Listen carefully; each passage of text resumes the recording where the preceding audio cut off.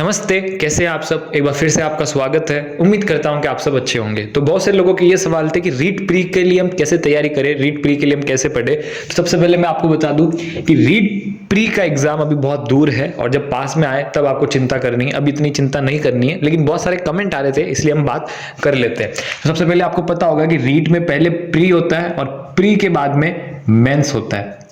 Pre के बाद में मेंस होता है। तो रीट प्री क्लियर करने के बाद में हमको एक सर्टिफिकेट मिलता है जिसको कहते हैं रीट पात्रता सर्टिफिकेट। और उससे क्या होता है कि हमारी आजीवन जो है रीट की पात्रता मिल जाती है और फिर हम देते हैं मेंस का एग्जाम। और अगर मेंस का एग्जाम क्लियर ना हो और हमने रीट प्री को क्लियर कर लिया है तो अगली बार हम मेंस का एग्जाम दे सकते हैं डायरेक्टली। हमको रीट प्री फिर से देने की जरूरत नहीं है।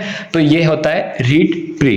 तो रीट प्री में क्या होता है कि 150 नंबर का पेपर होता है, 150 ही क्वेश्चन होते हैं। 150 में से 90 नंबर आपको लाने होते हैं क्वालिफाई करने के लिए।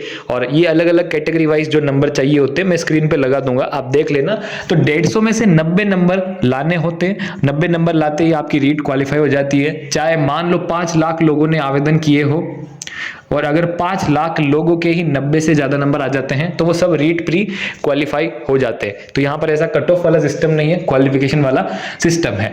तो यहाँ पर रीट प्री में क्या होता है कि 5 हिस्से होते हैं। 30 नंबर का, 30 नंबर का, 30 नंबर का, 30 नंबर का, 30 नंबर का। पहला होता है पर्यावरण, पहला होता है पर्यावरण। दूसरा होता है लैंग्वेज का, तीसरा भी होता है लैंग्वेज का, और चौथा होता है मैथ्स, और पांचवा होता है टीचिंग एप्टीट्यूड, जिसे आप कह सकते हो शिक्षण अभिरुचि या टीचिंग साइकोलॉजी आप कह सकते हो, वो होता है हमारा पांचवा। तो ऐसे कर करके 5 हिस्से जो है होते हैं, 30-30 नंबर के होते हैं। 30-30 जो है पांचों में से क्वेश्चन होते हैं। तो यहाँ पर आपको 90 नंबर लाने होते हैं। तो यहाँ पर पर्यावरण में क्या होता है, देखो सबसे पहले मैं आपको एक बात बताता हूं। अगर आपको रीट प्री को अच्छे से समझना है, अगर आप जब तैयारी करो उस टाइम की कह रहा हूं मैं, अभी आपको इतनी टेंशन लेने की जरूरत नहीं है, लेकिन बहुत सारे सवाल आ रहे थे इसलिए मैं बता रहा हूं। तो यहाँ पर रीट प्री को अगर आपको समझना है तो सबसे पहले आप क्या करोगे, इसका सिलेबस पढ़ लोगे। सबसे पहले आप क्या करोगे, इसका सिलेबस पढ़ लोगे। सिलेबस आपको ऑनलाइन मिल जाएगा।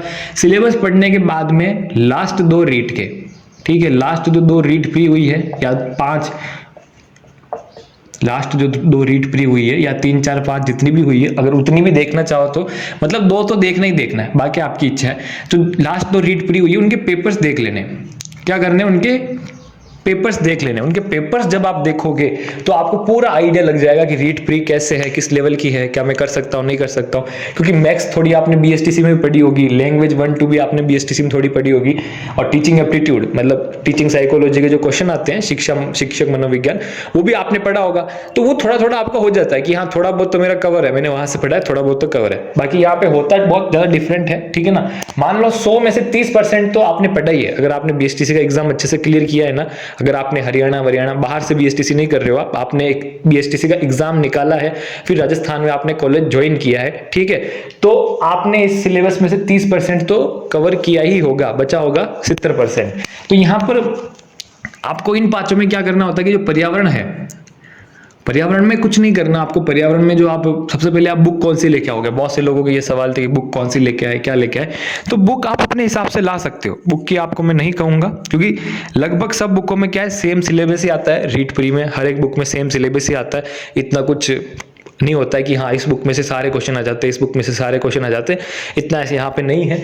लगभग सब हर बुक में सेम मटेरियल आता है। और यहाँ पर समझने वाली चीज है मोस्ट ऑफ, ठीक है ना। लैंग्वेज में समझना होगा, मैथ्स में समझना होगा, टीचिंग एप्टीट्यूड में समझना होगा, ठीक है। फिर भी आप जो है यूट्यूब पे सर्च कर लेना कि best book for REET pre, बहुत सारी वीडियोस आ जाएगी, आप वहां पे जाके देख सकते हो। बाकी ऐसा कुछ नहीं है, बाकी आप कोई भी बुक लाओगे उसको अच्छे से पढ़ोगे तो कर सकते हो।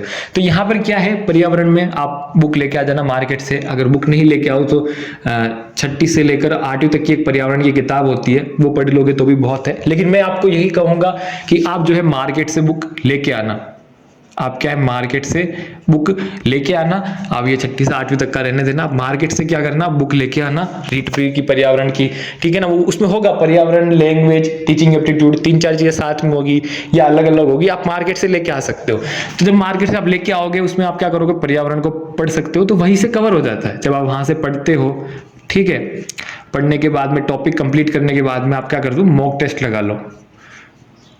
आप क्या है मॉक टेस्ट लगा लो। पर्यावरण का सिलेबस इतना बड़ा नहीं है, इतना हार्ड नहीं है, ज़्यादा इतना हार्ड नहीं होता है, सिंपल ही होता है। तो आप यहाँ पे पर्यावरण को पढ़ लो, फिर अच्छे से मॉक टेस्ट लगा लो, जितने हो सके उतने क्वेश्चंस देख लो, और फिर क्या है आप रिवीजन भी कर लो, ठीक है।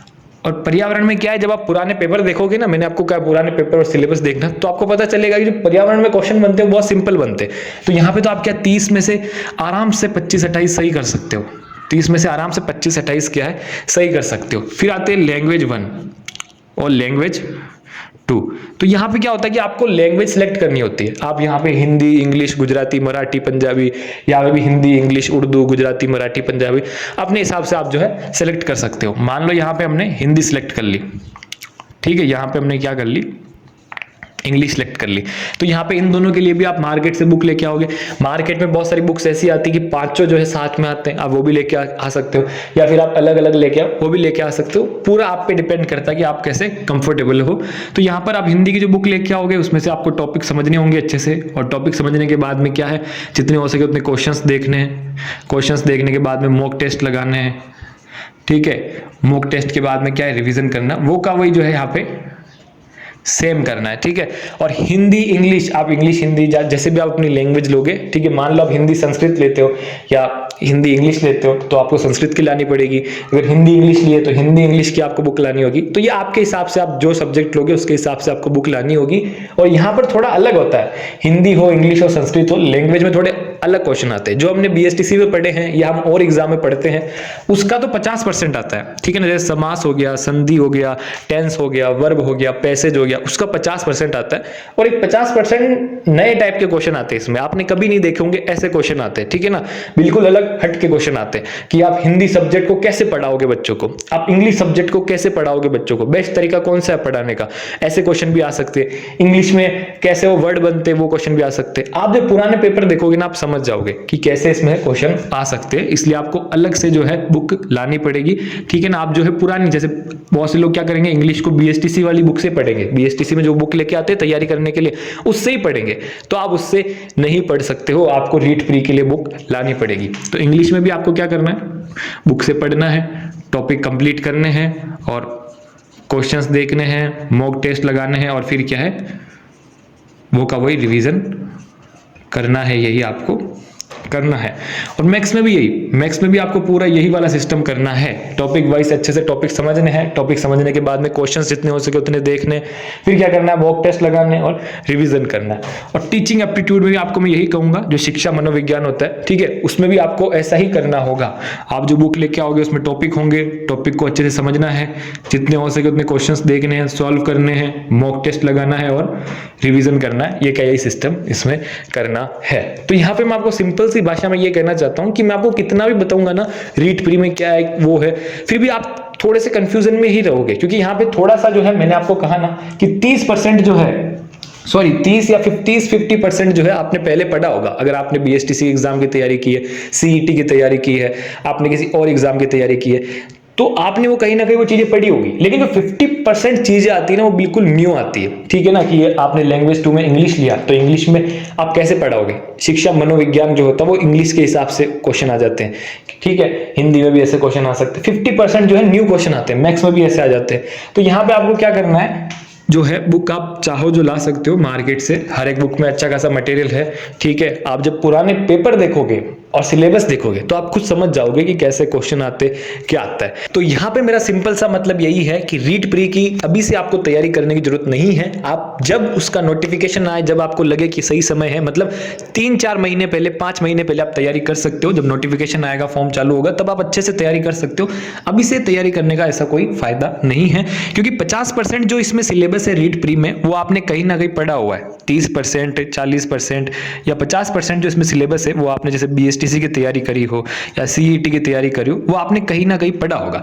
लेकिन बाकी का जो 50% है वो क्या है, वो बिल्कुल नया होगा, वो आपने कभी नहीं देखा होगा। इसलिए मैं आपको कहूंगा कि सिलेबस देखना है, पुराने पेपर्स देखने हैं, और जब आप ये दोनों देखोगे तो आपको पता चल जाएगा कि कैसा क्या है, इसमें कैसे क्वेश्चन आते हैं, क्या आता है, वो सब आपको पता चल जाएगा। उसके बाद में आप जो है मार्केट से बुक लेके आना, ठीक है। आप यूट्यूब पे सर्च कर सकते हो कौन सी बुक अच्छी है, आपको बहुत सारी वीडियोस मिल जाएगी, वहां से देख के आप ला सकते हो, या अपने हिसाब से ला सकते हो।